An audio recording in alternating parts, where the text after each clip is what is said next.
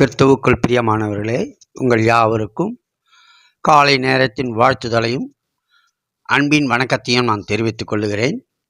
இன்றைய நாளுக்கான வார்த்தையானது நியாயாதிபதிகள் 4ஆம் அதிகாரம் 24 நியாயாதிபதிகள் 4:24. இஸ்ரவேல் புத்திரரின் கை கானானியரின் ராஜாவாகிய யாபீனை நிர்மூலமாக்கும் மட்டும் அவன் மேல் பலத்து கொண்டே இருந்தது என்பதான ஒரு வார்த்தை. தேவன் ஒரு பிரச்சனையை கையாளும் போது அது நிரந்தரமான தீர்வை தரும் என்பதற்கு இந்த தியான வசனம் மிகச்சிறந்த உதாரணமாகும். மனிதர்கள் ஒரு பிரச்சனையை அணுகுவதற்கும் தேவன் ஒரு பிரச்சனையை கையாள்வதற்கும் மிகப்பெரிய வித்தியாசத்தை நாம் காணலாம். இஸ்ரவேலர்களை மீண்டும் அடிமைப்படுத்தும்படி புறப்பட்டு வந்த பார்வோனின் சேனைகளை நீங்கள் இனிமேல் ஒருபோதும் காண மாட்டீர்கள் என்று தேவன் கூறினார். அவ்வண்ணமாகவே செங்கடலில் அவர்களை செத்த பிரேதங்களாக மாற்றினார் என்று நாம் அறிந்திருக்கிறோம். அது மாத்திரமல்ல, எருசலேமுக்கு விரோதமாக வந்த சனகரிப் ராஜாவின் கையிலிருந்து விடுவிக்கும்படி ராஜாவாகிய எசேக்கியா தேவனை நோக்கி விண்ணப்பம் பண்ணினான். தேவன் மனம் இறங்கினார்.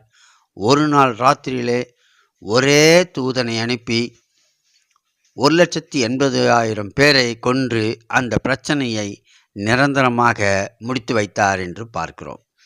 இவையெல்லாம் நாம் அறிந்திருக்கிறோம்.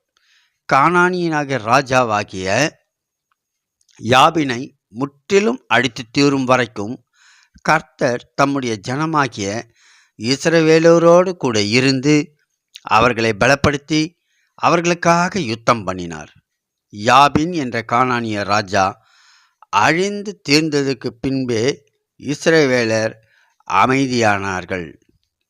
பிரியமானவர்களே, இந்த உண்மை நமக்கு தெரிந்துவிட்டால் நம்முடைய பிரச்சனையான நேரங்களில் நாம் கர்த்தரை அணுகி அவரே நம்முடைய பிரச்சனைகளை கையாளும்படி விட்டு விடுவோம், இல்லையா?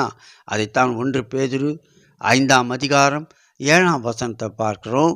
அவர் உங்களை விசாரிக்கிறவர் ஆனபடினால் உங்கள் கவலைகளை எல்லாம் அவர் மேல் வைத்து விடுங்கள் என்று அந்த வார்த்தை நம்மை ஸ்திரப்படுத்துகிறதாய் காணப்படுகிறது.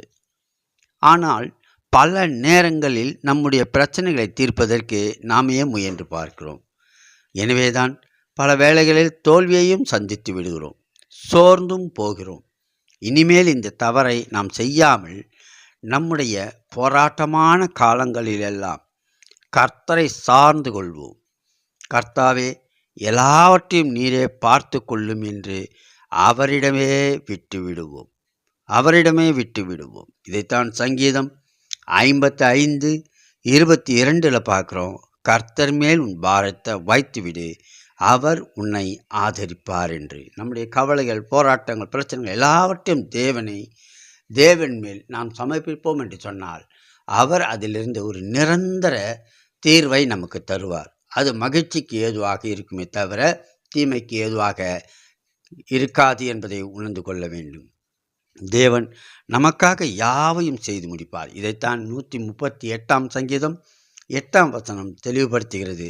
கர்த்தர் எனக்காக யாவையும் செய்து முடிப்பார் என்று சங்கீதக்காரன் சொல்லுகிறதை நாம் பார்க்க முடியுது. நம்முடைய பிரச்சனைகளுக்கும் நம்முடைய போராட்டங்களுக்கும் நிரந்தரமாக ஒரு தீர்வு வேண்டுமென்றால், சமாதானம் வேண்டுமென்றால் நாம் கர்த்தரை சார்ந்த வாழ்க்கையிலே உறுதி கொண்டவர்களாக காணப்படுவோம். அவ்விதமாக தேவனை சார்ந்திருப்போம். பிரச்சனைகள் ஏதுமின்றி சமாதானத்தோடும் சந்தோஷத்தோடும் வாழ்வோம். தேவன் தாமே நம்மை ஆசீர்வதிப்பாராக. ஆமேன்.